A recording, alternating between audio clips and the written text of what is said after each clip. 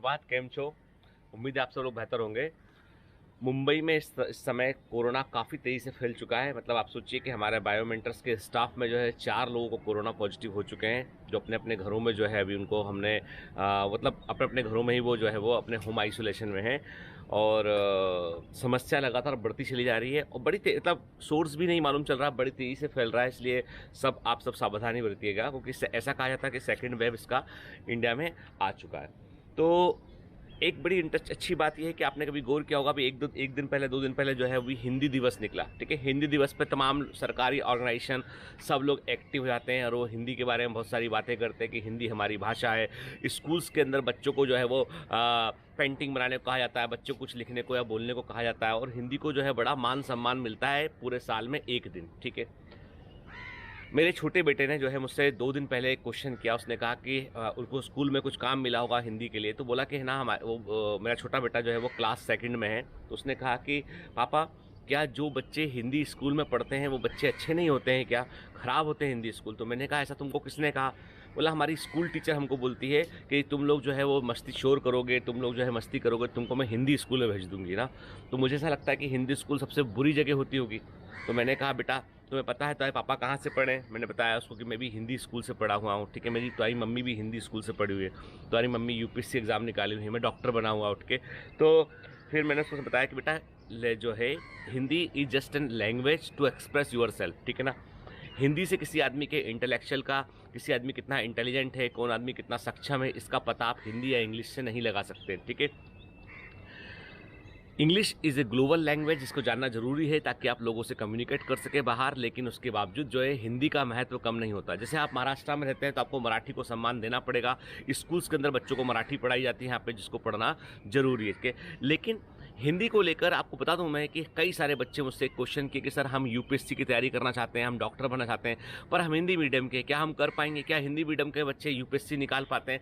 मैं कह दूं आपको कि medium is just an medium to express yourself. Medium का कोई फर्क नहीं पड़ता बेटा, चाहे हिंदी मीडियम हो, मराठी मीडियम हो, गुजराती मीडियम हो, उठ के तेलुगु मीडियम हो, तमिल मीडियम हो, कोई भी मीडियम हो, मीडियम आपके इंटेलिजेंस को तय नहीं कर सकता है।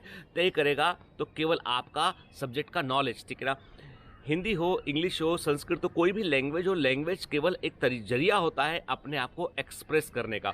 और हमारे यहाँ पे मूर्खता इस बात की है कि जो फ्लुएंट इंग्लिश बोलता है, जो अच्छा इंग्लिश बोलता है, तो लोग उसके बारे में कहते हैं भाई पढ़ा लिखा है, समझदार है, इंटेलिजेंट है। जबकि इंग्लिश बोलना जो है वो एक लैंग्वेज है पकड़ होने के बराबर। मैं कहता हूँ जितना अच्छा मान सम्मान एक इंग्लिश बोलने वाले व्यक्ति को मिलता है, उतना ही हिंदी बोलने वाले को मिलना चाहिए, उतना ही गुजराती बोलने वाले को मिलना चाहिए, उतना ही मराठी बोलने वाले को मिलना चाहिए। क्योंकि हिंदी जो है वो एक ऐसी भाषा है जो हमारी मातृभाषा है। ठीक है, और हमको उससे यदि शर्म आने लगे स्कूल्स में, मैं स्कूल की टीचर से जरूर मिलूंगा। मेरे छोटे बेटे ने मुझे अभी लॉकडाउन के दौरान बताया, उसने, मैंने सोचा है कि स्कूल जब खुलेगा बच्चों का तो मैं मेरे छोटे बेटे अनय सिंह की क्लास टीचर से मिलूंगा और मैं इस पर आपत्ति दर्ज करूंगा मैं कि जब आपको बच्चों को डांट रहा है कुछ और बोलिए। यदि आप बच्चों को आप डांटने के लिए ये बोलेंगी कि तुमको हम हिंदी मीडियम के बच्चों के साथ स्कूल में भेज देंगे, तो मतलब आप इनडायरेक्टली मेरे छोटे से बच्चे के सबकॉन्शियस माइंड में आप ये बात भर रही हैं कि हिंदी मीडियम बुरा होता है, हिंदी मीडियम के बच्चे अच्छे नहीं होते, हिंदी मीडियम के बच्चे गंवार होते हैं। तो ये तो गलत बात है, एकदम गलत बात है,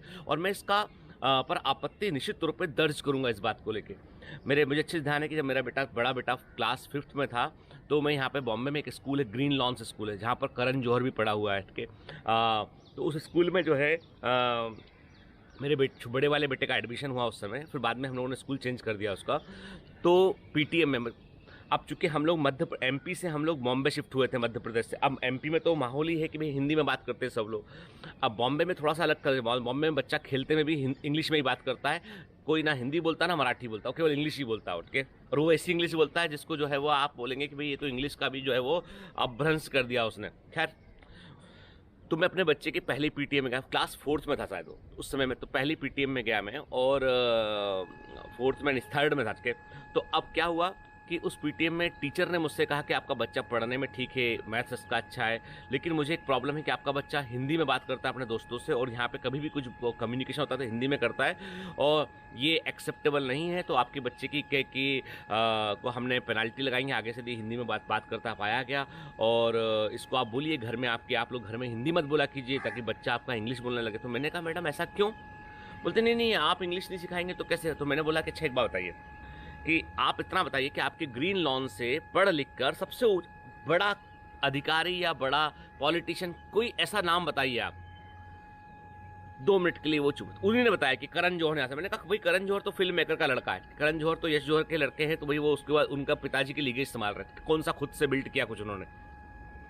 मैंने कहा अच्छा बताइए एक बात मेरे को कि यदि किसी बच्चे को भारत का प्रधानमंत्री बनना है तो उसको क्या इंग्लिश लैंग्वेज का ही ज्ञान होना चाहिए या उसको हिंदी अच्छी आना चाहिए, बताइए। चुप हो गई, बोले अरे आप कैसी बातें करते हैं। तो मैंने कहा नहीं, मैं तो मेरे बेटे का भविष्य तो उज्जवल देखूंगा ना, मैं तो चाहूंगा कि वो देश के सबसे अच्छे पद पर पहुंचे, वो प्राइम मिनिस्टर बने, फिल्म में यदि काम करता तो सुपरस्टार बने। और यदि हिंदी आपको सुपरस्टार बनना है इंडिया में तो आपको हिंदी का नॉलेज होना जरूरी है। तो कहने का मतलब ये है कि लैंग्वेज को लेकर जो बायस हमारे दिमाग में पल चुका है और ये टोटली मूर्खतापूर्वक है। मतलब मैं कहता हूँ इसको कि जैसे मैं हूँ, मैंने इतना जब मैं चूँकि मेरे फादर गवर्नमेंट जॉब में थे तो अलग अलग जगह ट्रांसफ़र हुआ करता था, तो वहाँ पर जो है स्कूल हिंदी मीडियम ही मिला करते छोटी जगह पे। बहुत पुरानी बात है, तो इंग्लिश कॉन्वेंट स्कूल तो थे ही नहीं।